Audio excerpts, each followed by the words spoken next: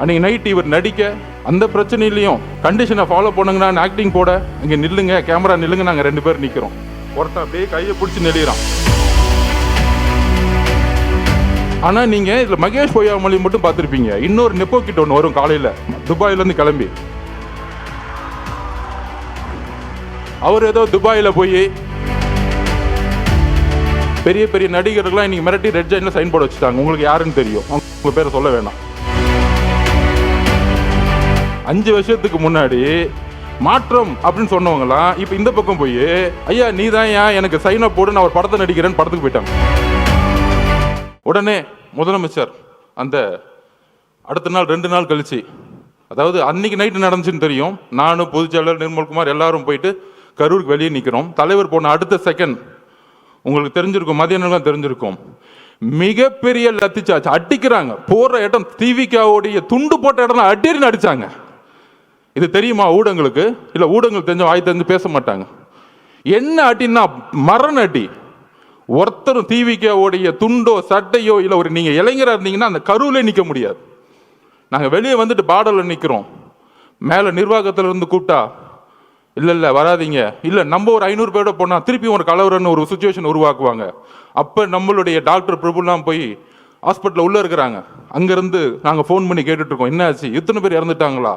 அங்கேருந்து தகவல் வருது, பெரிய பெரிய ஜட்ஜஸ் இன்னைக்கு போட்டிருக்காங்க, கரூரில் மெடிக்கல் ஹாஸ்பிட்டலில் சரியான உபகரணங்களே கிடையாதுன்னு ரிப்போர்ட் வருது. ஏன் பக்கத்தில் பிரைவேட் ஹாஸ்பிட்டல்லாம் சேர்க்கலை? அப்போ தாவேக்க கட்சிக்காரங்க ஹாஸ்பிட்டல் பக்கமே வரக்கூடாது, அங்கேயே வெளியேறுங்க. இவங்கெல்லாம் ஓட்டாங்க, தலைவர் ஓட்டார். யாரா ஓடுனது? வந்தா நீங்க என்ன பண்ணுவீங்க எங்களுக்கு தெரியாது. 75 வருஷம் கழிச்சு உங்களுக்கு சூழ்ச்சி என்னன்னு தெரியாது. எம்ஜிஆரையும் ஜெயலலிதாவையும் சூழ்ச்சி பண்ணி என்ன பண்ணீங்கன்னு எங்களுக்கு தெரியாது. இதே மாதிரி தான் 97 கோர்ட் ஆர்டர் வாங்கி ஜெயலலிதா அரெஸ்ட் பண்ணிட்டாங்க. அப்ப என்ன தெரியுமா வந்து ஆர்குமெண்ட்டு, பேச்சுவார்த்தை அரசியல் விட்டே போயிடுமா?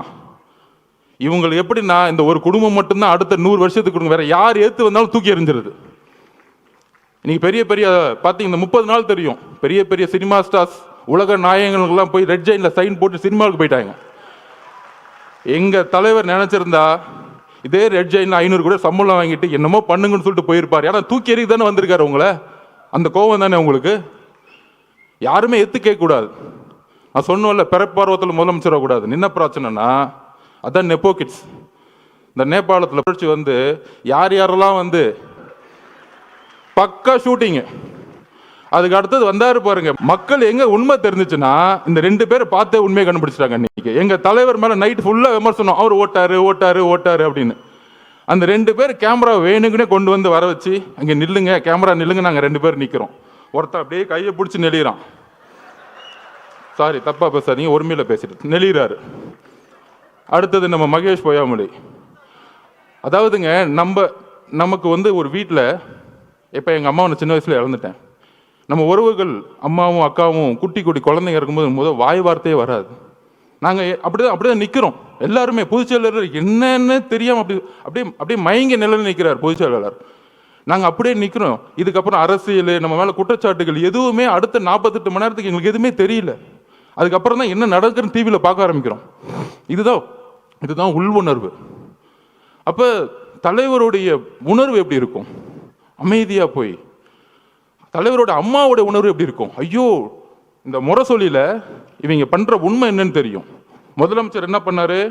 அடுத்த 2 நாள் கழிச்சு இதில் வந்து எந்த கட்சி தலைவரும் தன்னுடைய கட்சியை வந்து இறக்குறதுக்கெல்லாம் நினைக்க மாட்டாங்க சொன்னாரா இல்லையா? நல்ல புள்ள மாதிரி. ஆனால் முரசொலியில் சொல்கிறாங்க, தாவேக்கா கொல்லும் நீதி வெல்லும், 41 உயிர்களை கொன்ற விஜய். இப்போ தெரியுதா திமுகவுடைய நிலைப்பாடு என்னன்னு தெரியுதா? இதே முரசொலியில். அப்போ இவங்களோட நோக்கம் என்ன? 77க்கு அப்புறம் எம்ஜிஆரை ட்ரை பண்ணாங்க, அம்மா ஜெயலலிதா மடத்தை ட்ரை பண்ணாங்க. அதுக்கப்புறம் யார் இவங்களை எதுக்கு வந்தாலும் ஏன் காமராஜரே பொய்யா சொல்லி தூக்கி எறிஞ்சாங்க. ஆனால் அந்த சூழ்ச்சியை ரொம்ப அமைதியாக இருந்து, இது அரசியல் சாணக்கியத்தில் தன்னுடைய உண்மை உணர்வு, அந்த மக்கள்கிட்ட இருக்கிற உணர்வு, அந்த என்ன உணர்வுனா, தலைவருடைய அம்மா என்ன நினைப்பாங்க, ஐயோ குழந்தைக்கு இப்படி ஆயிருச்சு, இப்படி பொய் சொல்றாங்களே, சூழ்ச்சி பண்றாங்க அப்படின்னு சொல்லும் பொழுது இதே உணர்வை தான் அவருடைய அமைதி தமிழ்நாட்டிற்கு ஒட்டுமொத்த தாய் குலமும் ஒரே மாதிரி நினைச்சிருக்காங்க. தலைவரோட அம்மா மட்டும் அப்படி நினைக்கல, அதனால தான் இவங்க மாட்டிக்கிட்டாங்க. அன்னைக்கு நைட் இவர் நடிக்க அந்த பிரச்சனையிலையும் கண்டிஷனை ஃபாலோ பண்ணுங்கன்னா ஆக்டிங் போட. ஆனால் நீங்கள் இதில் மகேஷ் பொய்யாமொழி மட்டும் பார்த்துருப்பீங்க. இன்னொரு நெப்போ கிட்ட ஒன்று வரும் காலையில் துபாயிலேருந்து கிளம்பி.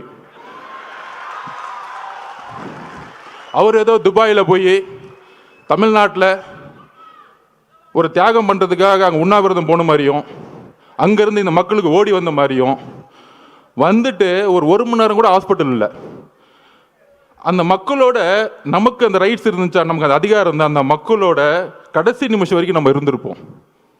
அந்த உயிரை எடுத்து கொண்டு போய் சமாதானம் பண்ணுற வரைக்கும், சமாதி கொடுக்குற வரைக்கும் இருந்திருப்போம். அப்படி ஒரு மணி நேரம் வந்துட்டு கடைசியில் ஒரு பேட்டி, ஏங்க இந்த தப்புலாம் பண்ண அவரை போய் ஏங்க கொஸ்டின் கேட்கல, தாவேக தலைவரை பார்த்து கொஸ்டின் கேளுங்க. இப்போ புரியுதா? பாவம் முதலமைச்சருக்கு உடம்பு சரியில்லை, அவருக்கு என்ன நடக்குதுன்னே தெரியாது. ஒரு பேப்பர் கொடுத்தா படிப்பார். சட்டசபையில் பாருங்க, எதிர்கட்சி தலைவர் 2 மணி நேரம் பேசுவார்.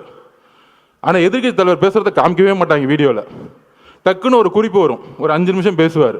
அவர் 2 மணி நேரம் கத்திட்டு இருப்பார், 5 நிமிஷம் பண்ணும்போது லைவ் வரும். அவர் என்னப்பா பண்றது? இஸ்லாமிய சமூகமும் சரி, கிறிஸ்தவ சமூகமும் சரி, பெண்களும் சரி, இளைஞர்களும் சரி, அவர் பிரச்சாரம் போகும்போது எல்லா கூட்டமா வராது. அது எப்படி நிப்பாட்டுறது? இவ்வளவுதான் இவங்களோட நெரேட்டிவ், இவ்வளவுதான் இவங்க சிந்தனை. அப்ப என்ன பண்ணணும்? அவர்கிட்ட என்ன பலம் இருக்கு? பெரிய பொருளாதார பலம் இருக்கா? இல்ல. சரி, இவர் மிரட்ட முடியுமா? உன் குடும்பத்தை அதை பண்ணிடுவேன் இதை பண்ணிடுவேன், மிரட்ட முடியாது. பெரிய பெரிய நடிகர்கள்லாம் இன்னைக்கு மிரட்டி ரெட் ஜாயின்ல சைன் போர்டு வச்சுட்டாங்க. உங்களுக்கு யாருன்னு தெரியும், அவங்க பேரை சொல்ல வேணாம். அவங்க இப்ப நமக்கு எதிராக பேசிக்கிட்டு இருக்காங்க. 5 வருஷத்துக்கு முன்னாடி மாற்றம் அப்படின்னு சொன்னவங்களாம் இப்ப இந்த பக்கம் போய் ஐயா நீ தான் எனக்கு சைன் அப் போடு, நான் ஒரு படத்தை நடிக்கிறேன்னு படத்துக்கு போயிட்டாங்க. செய்திகளை உடனுக்குடன் தெரிந்து கொள்ள கீழ்கண்ட கேபிள் மற்றும் டிடிஹெச் நெட்வொர்க்குகளில் எம்நாடு செய்தி தொலைக்காட்சியை காணுங்கள். பாதகம் செய்பவரை கண்டால் நாம் பயம் கொள்ளலாகாது பாப்பா. மோதி மிதித்து விடு பாப்பா, அவர் முகத்தில் உமிழ்ந்து விடு பாப்பா. அண்மை செய்திகளை உடனுக்குடன் தெரிந்து கொள்ள இணைந்திருங்கள் எம்நாடு தொலைக்காட்சியுடன்.